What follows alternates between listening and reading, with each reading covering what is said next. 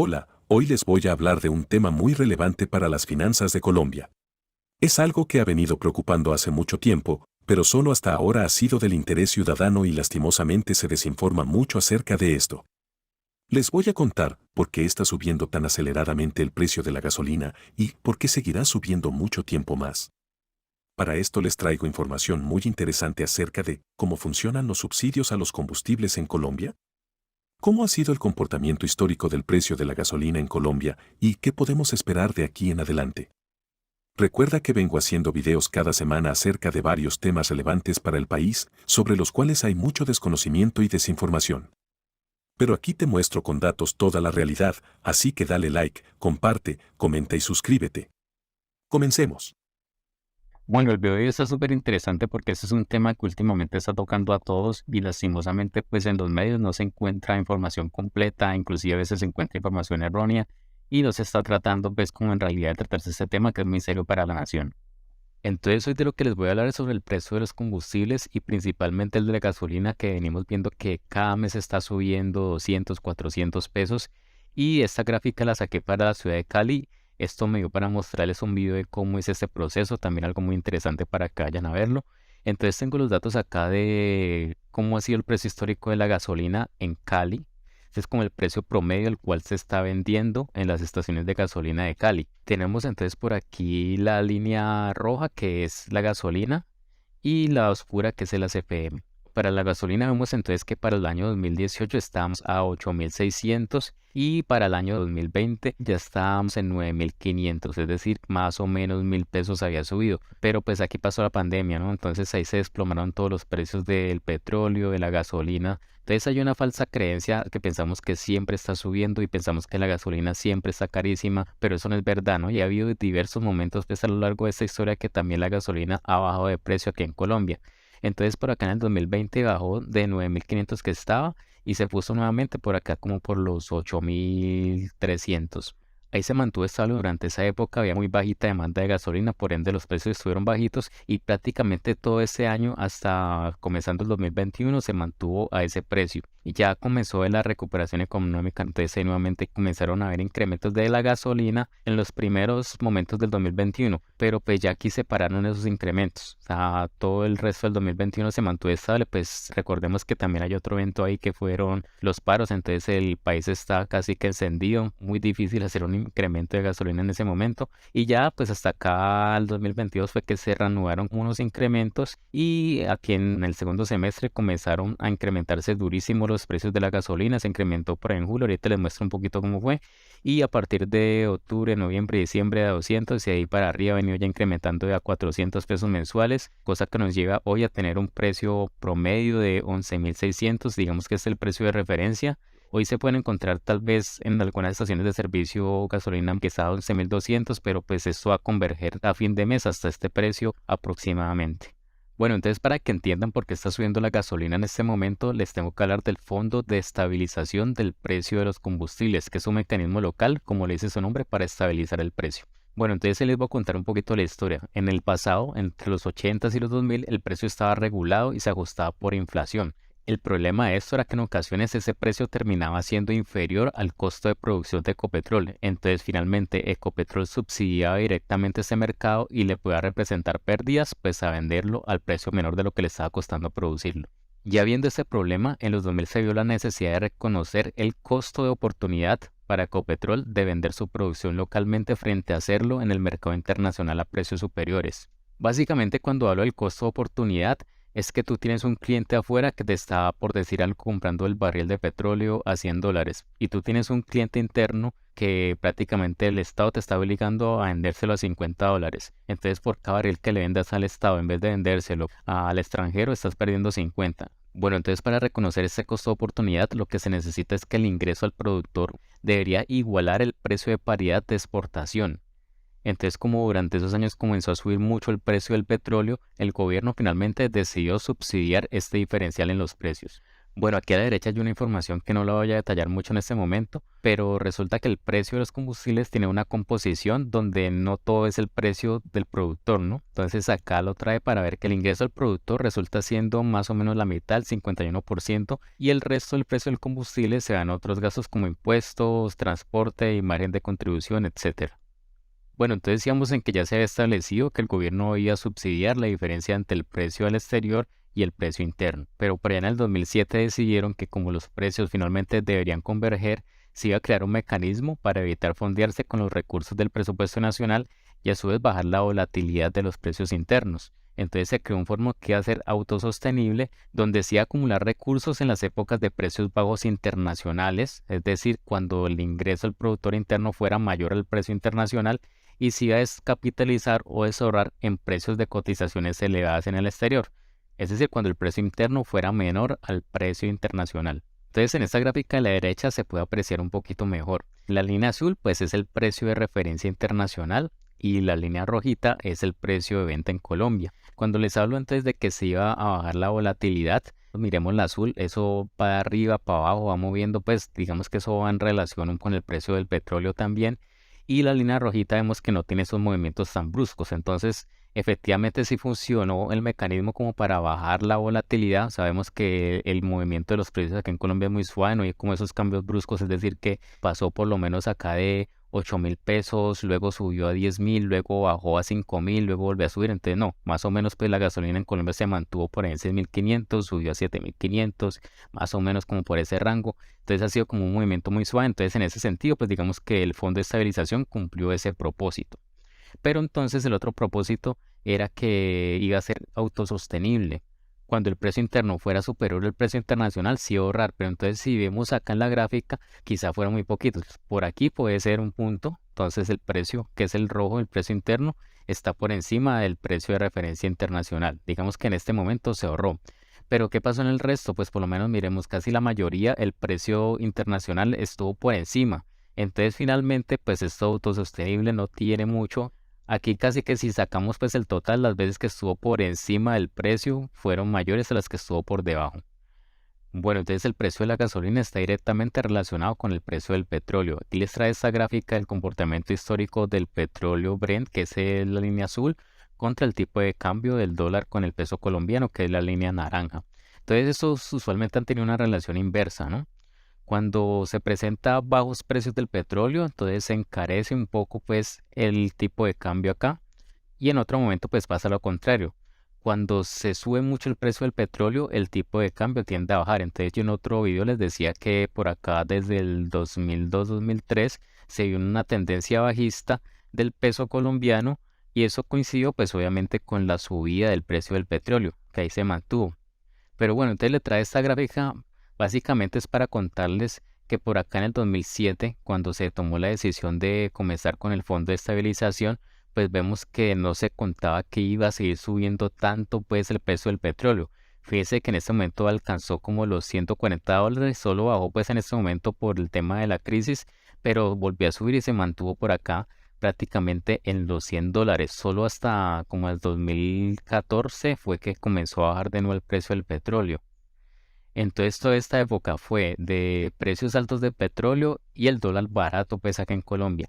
Ya por acá entonces se comienza a volver a cambiar esa tendencia. Entonces finalmente el hecho de que el petróleo siguió subiendo, ya por acá el diferencial, a pesar de que subió, pues se mantuvo un poquito más estrecho, hubo tal vez algunos problemas en la producción. Entonces pues este déficit siguió subiendo, es decir, se mantuvo mucho más caro el precio externo que el precio interno. Finalmente, pues el mecanismo terminó volviendo a ser un subsidio de facto. O sea, se estaba continuamente subsidiando el precio de la gasolina en Colombia y para el 2019 los pagos acumularon 19 billones de pesos. Entonces el problema más grande y por eso es que lo estamos sintiendo ahora volvió a surgir por acá después del 2020. O sea, cuando salimos de la pandemia los precios del petróleo comenzaron a subir pues durísimo. Entonces llegaron otra vez por acá encima de los 100, pero fuera de eso teníamos el tipo de cambio arriba. Desde el 2015 ha venido subiendo y subiendo y subiendo y no bajó más. O sea, como que esta relación pues que teníamos acá inversa solo se cumplió acá, pero pues acá cuando nuevamente comenzó a estar arriba, que el dólar debió haber bajado, pues no, no se dio, no bajó. Entonces ahí estamos en este momento y por eso se ha comenzado como aumentar esa diferencia tan grande que debe subsidiar el gobierno. Bueno, entonces póngale cuidado aquí que este es el primer dato que a todos los confunde mucho. O sea, nosotros acá en Colombia estamos acostumbrados a pagar la gasolina en pesos colombianos y pensamos que siempre la gasolina está subiendo y que siempre la gasolina está carísima y cada vez está más cara. Pero cuando nosotros le metemos entonces el factor de la tasa de cambio, vemos que el panorama es completamente diferente. Para eso entonces le trae la gráfica acá el precio de la gasolina en Colombia, pero medida en dólares. Entonces acá vemos que el comportamiento pues venía subiendo de más o menos 0.2, eso es en litros de gasolina, de 0.2 pues subió por acá en el 2011 como hasta 1.4 dólares por litro. Pero entonces vemos que asimismo como el tipo de cambio siguió subiendo, entonces la gasolina no ha hecho más que bajar y bajar y bajar y bajar de ahí en adelante. O sea, del 2012 para acá, la gasolina pasó de costar 1.4 dólares por litro a costar 0.6 dólares por litro. Entonces, para saber si eso está bien o mal, les traigo acá a este lado esta otra gráfica donde estoy comparando el precio de la gasolina en Colombia, que es la línea azul oscura, con el precio de la gasolina en Estados Unidos, que es la otra azul o verde clarita. Entonces aquí vemos pues que efectivamente la gasolina en Colombia venía un poquito por encima de la gasolina en Estados Unidos, pero veníamos como conservando ese margen. Pero llegamos acá al 2021 y las cosas cambiaron. Entonces acá pues tengo el zoom de este pedazo y lo que pasa es que entonces en el 2021 comienza a subir la gasolina en Estados Unidos durísimo, mientras que acá en Colombia nos quedamos aquí, nos quedamos abajo subiendo un poquitico y ya no subió más, inclusive pues hay puntos donde bajó mucho más. Por acá en mayo del año pasado la diferencial de precio estaba súper grande.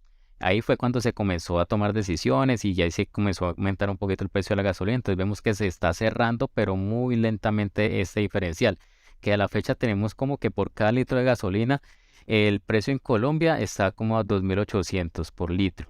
Mientras que el precio en Estados Unidos está en 4.400 prácticamente. Entonces tenemos esa diferencia por litro, que es más o menos de 1.500 pesos, y por galón, pues eso ya vendría siendo casi que 6.000 pesos, la diferencia que estamos teniendo en este momento con el precio de la gasolina en Estados Unidos. Bueno, entonces para concluir ahí, que si bien nosotros pensamos que en pesos colombianos la gasolina está cara, resulta que medida internacionalmente la gasolina de Colombia es de las más baratas del mundo en este momento, más o menos a 11.600 contra el precio promedio en Américas, pues aquí les mostré en Estados Unidos está como en 18.000 más o menos, hay otros países que está como a 24.000, por ejemplo, creo que México, pero supongamos que el promedio es más o menos 20.000 pesos, pero en Europa inclusive la gasolina está más o menos a 30.000 pesos el galón. Entonces, aunque no nos parezca, pues la realidad internacional es que la gasolina en Colombia sigue estando muy, muy barata, a pesar de que ha venido subiendo el precio, pues lastimosamente en algún momento nos vamos a tener que llegar, aunque sea estar cerca de por acá, el promedio de la región, más o menos. Cuando terminé de grabar, vi que se alargó un poquito el video jejeje, pero sigue la parte donde les digo cuánto nos está costando el subsidio. En algunas redes tengo que dividir el video, entonces sigue a la segunda parte. Bueno, entonces en este punto es que les digo que se presenta mucha confusión, mucha desinformación, información incompleta de los medios, los políticos dicen una cosa con su conveniencia que no es la realidad. Entonces aquí les voy a traer pues cuál es la realidad del fondo. Entonces, ¿qué tan bien ha funcionado el fondo de estabilización? Pues nada bien y ya les voy a mostrar. Recuerden que la idea del fondo era que se iba a ahorrar cuando el precio exterior estuviera por debajo y con ese ahorro pues se podría pagar cuando el precio exterior estuviera encima. Entonces iba a ser autosostenible. Pero la realidad es que lo que se ha podido ahorrar en el fondo ha sido muy poquito. Entonces vemos valores de por acá de 400.000 millones nada más y ya desde el 2010 al contrario se comenzó a sacar de ese ahorro 800.000, en el 2011 1.800.000.000. Básicamente todos estos años entre el 2010 y 2019 fueron deficitarios. Entonces ahí es el primer término que se escucha mucho, que es el déficit del fondo de estabilización. Entonces cuando hablamos de déficit, ¿qué significa?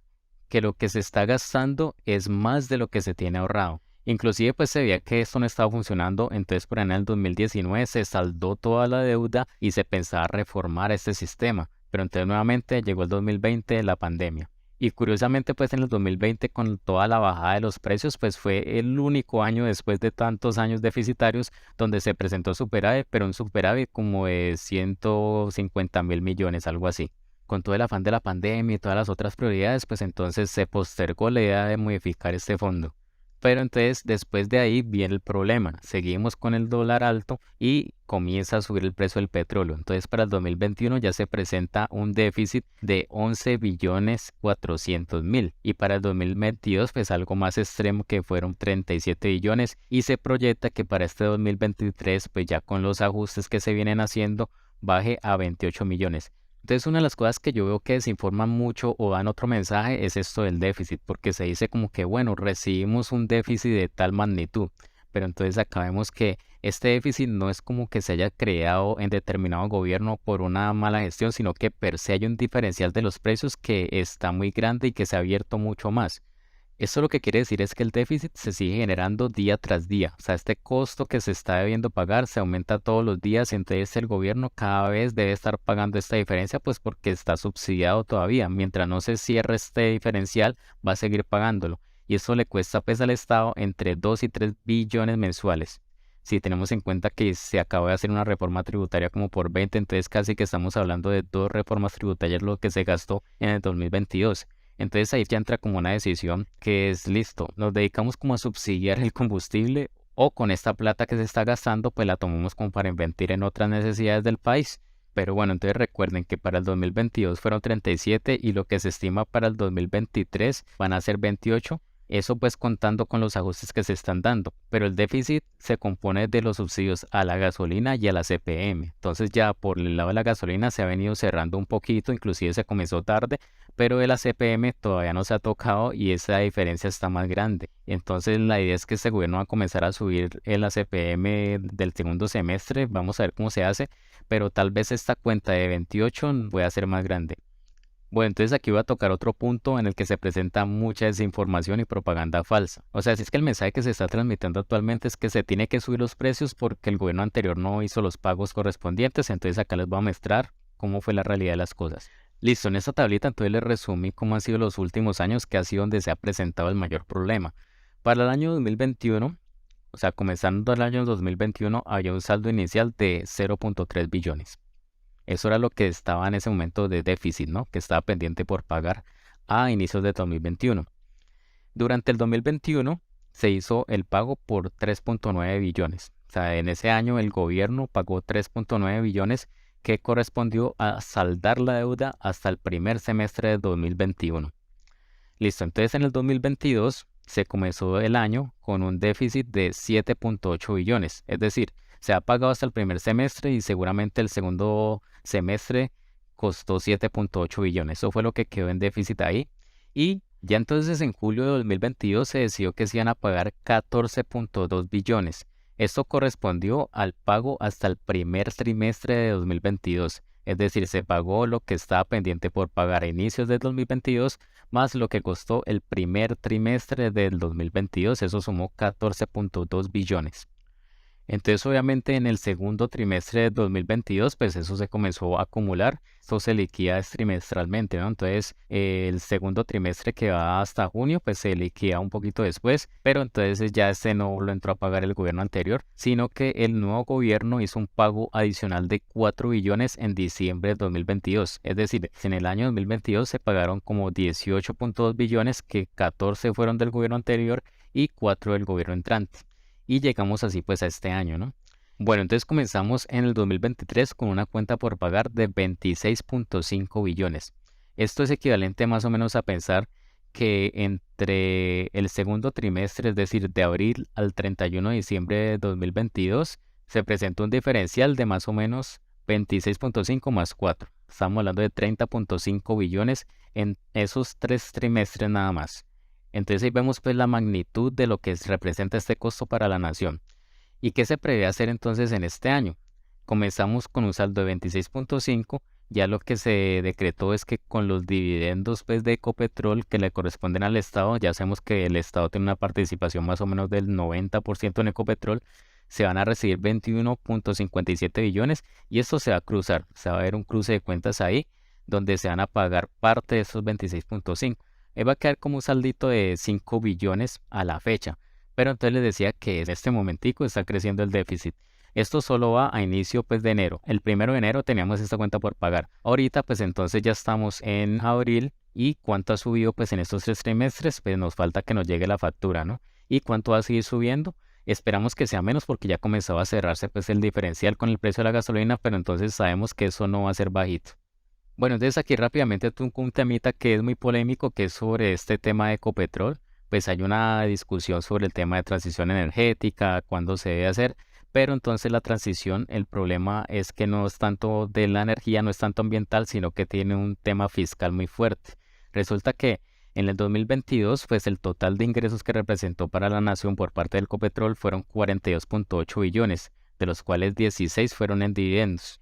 Y tengamos en cuenta pues que en este momento está como el mejor momento de Ecopetrol, donde se presentaron unos resultados históricos, viene con una buena producción, viene aumentando y se prevé que entonces para el próximo año el total de lo que va a entregar el Ecopetrol a la nación va a ser más o menos 52, pues este número va a ir progresando, va a ir cambiando, pero entonces imagínense, la idea es que en este 2023 lo que se va a entregar va a ser superior al 2022, que fue el año donde se presentaron los mejores resultados. Entonces es un poquito el mensaje final, ¿no? En este caso, tener clara la relevancia que representa pues estos recursos que van a ingresar por esta parte para pagar esa cuenta del subsidio de los combustibles. Bueno, entonces resumen de todo el video es que la gasolina sube porque hay un diferencial de precios muy alto. Esto no tiene que ver con que lo haga un gobierno o el otro, es algo simplemente pues necesario para las finanzas. O sea, una opción es seguir subsidiando los combustibles, pero es un costo para la nación muy alto, viendo que estos recursos se pueden invertir de otra manera. Pero pues entonces ahí debemos saber que la gasolina va a seguir subiendo cada mes, no sé si 400 o inclusive más, que la CPM va a comenzar a subir, pero pues que este diferencial se va a cerrar para poder tener esos recursos. Listo, entonces ahí lo dejo pues con este tema. Creo que se lo largo el videito, pero fueron muy buenos datos. Entonces los dejo. Chao.